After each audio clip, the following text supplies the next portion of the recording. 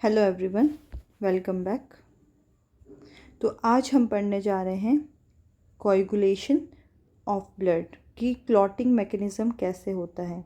तो जैसे for example अगर आप कभी भी कोई इंजरी हो जाती है या कोई भी चोट लग जाती है तो क्या होता है वहाँ पर सबसे पहले ब्लड थोड़ी देर तक तो फ्लो करता है, पर कुछ टाइम बाद में ब्लड फ्लो जो होता है वो रुक जाता है।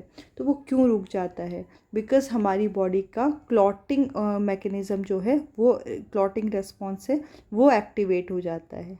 ठीक है, तो हम देखते हैं ये कैसे काम करता है। ये एक मैकेनिज़्म होता है जो कि हमारे एक्सेस लॉस ऑफ ब्लड से हमें बचाता है। ठीक है, और कुछ टाइम बाद में हम देखते हैं कि एक डार्क कलर का एक रेडिश ब्राउन स्कम बन जाता है उसके ऊपर, जो भी इंजरी होती है उसके ऊपर।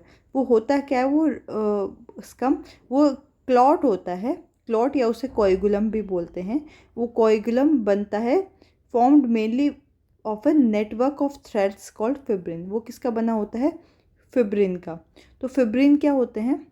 फिब्रिन की अगर मैं बात करूं तो फिब्रिन थ्रेड लाइक स्ट्रक्चर होते हैं जो कि कोई भी इंजरी साइट के ऊपर इस तरह से इकट्ठे हो जाते हैं। ठीक है, जिससे क्या होता है कि जो हमारे फॉर्म्ड एलिमेंट्स होते हैं वो इसके अंदर ट्रैप हो जाते हैं।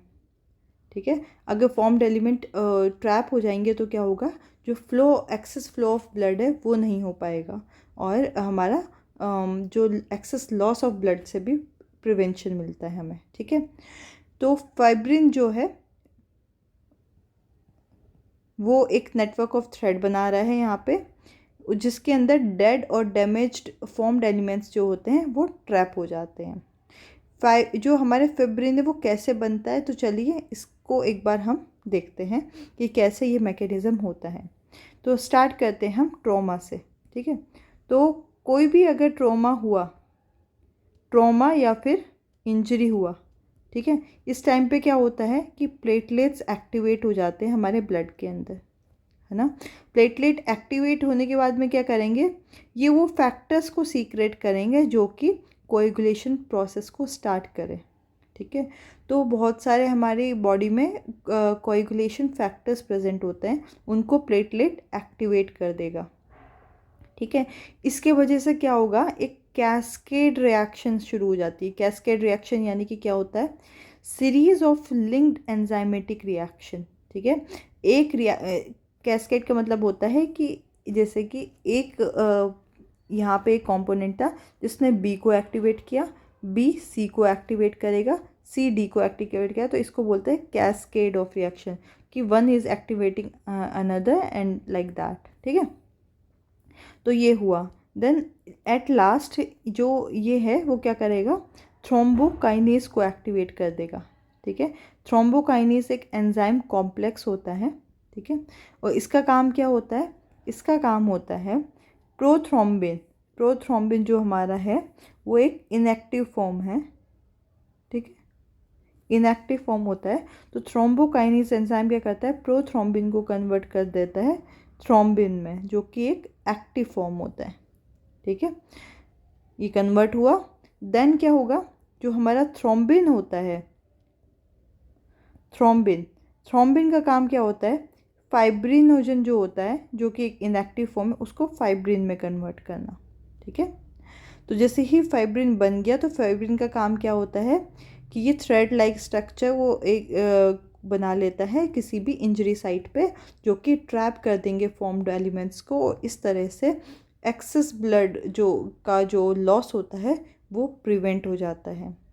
आई hope you have understood this process. So एक दो इम्पॉर्टेंट चीज़ और है यहाँ पर कि certain factors release by the tissue at the site of injury can also initiate the coagulation. ठीक है, तो कुछ टिश्यूज़ के अंदर भी कुछ फैक्टर्स प्रेजेंट होते हैं, ठीक है, जो कि क्या कर सकते हैं? जो जहाँ पे भी चोट लगी वहाँ के जो टिश्यू होंगे, ठीक है, वहाँ वो भी कुछ ऐसे फैक्टर्स को रिलीज़ करते हैं जो कि कोएगुलेशन को इनिशिएट कर सकते हैं। ठीक है, और एक बहुत इम्पॉर्टेंट चीज़ ये है, जो बहुत इम्पॉर्टेंट क्वेश्चन है ये, काफ़ी बार पूछा जाता है कि कौन सा आयन है जो इन्वॉल्व होता है क्लॉटिंग के अंदर। तो calcium ion play a very important role in the process of the clotting. ठीक है, बहुत इंपॉर्टेंट है कि ये जब फाइब्रिनोजन से फाइब्रिन में कन्वर्जन होता है इस टाइम पे, या फिर हम बोल सकते हैं कि कैस्केड ऑफ रिएक्शन जब इन्वॉल्व होती है वहाँ से लेकर यहाँ तक, जो कैल्शियम है वो बहुत इंपॉर्टेंट रोल प्ले करता है। Okay, so I hope you have understood this process. And एक छोटा सा फैक्ट और बताती हूँ यहाँ पे कि हमने बोला कैल्शियम बहुत इंपॉर्टेंट रोल प्ले करता है, तो हमें पता होगा जब भी कहीं इंजरी वगैरह होती है हमारे, तो हमें बोला जाता है दूध पिलाया जाता है। क्यों? क्योंकि दूध में कैल्शियम प्रेजेंट होता है। वो कैल्शियम जो इस प्रोसेस को एफिशिएंट वे में करने के लिए, जो क्लॉटिंग के लिए बहुत इंपॉर्टेंट है, ताकि जो हमारी इंजरी है वो जल्दी से हील हो जाए। Okay, I hope you enjoyed this session. In the next video, we will deal with the lymph, that is the tissue fluid. Thank you so much.